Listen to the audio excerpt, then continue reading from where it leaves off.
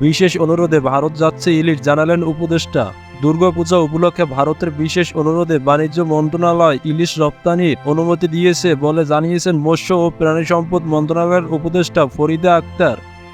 আজ রবিবার সচিবালয়ে মৎস্য ও প্রাণী সম্পদ মন্ত্রণালয় এক সভায় সাংবাদিকদের প্রশ্নের জবাবে তিনি একথা জানান। উপদেষ্টা বলেন, বাণিজ্য মন্ত্রণালয় স্বাধীনভাবে এটা রপ্তানির অনুমোদন দিয়েছে। তারা একটা অনুরোধের পরিপ্রেক্ষিতে এ অনুমোদন দিয়েছেন। দুর্গাপূজা উপলক্ষে ভারতের বিশেষ অনুরোধ ছিল, সে অনুযায়ী তারা করেছেন। নজিরবিহীন বিক্ষোভ ও সহিংসতার মধ্যেই গত মাসের শুরুতে শেখ হাসিনা সরকার পতনের পর অন্তর্বর্তী সরকার ক্ষমতা নেয়।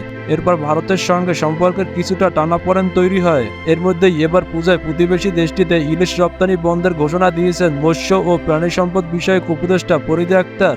কিন্তু ১.৫ মাসের মাথায় সেই সিদ্ধান্ত থেকে সরে আসে ডক্টর মোহাম্মদ ইউনূসের অন্তর্বর্তীকালীন সরকার। আসন্ন দুর্গাপূজা উপলক্ষে ভারত ইলিশ রপ্তানির অনুমোদন দিয়েছে বাণিজ্য মন্ত্রণালয়। তবে বাণিজ্য মন্ত্রণালয় একটি সূত্র জানিয়েছে, মৎস্য ও প্রাণী সম্পদ মন্ত্রণালয় সহ সরকারের উচ্চ পর্যায়ের সঙ্গে আলোচনা করে ইলিশ রপ্তানির সিদ্ধান্ত হয়েছে।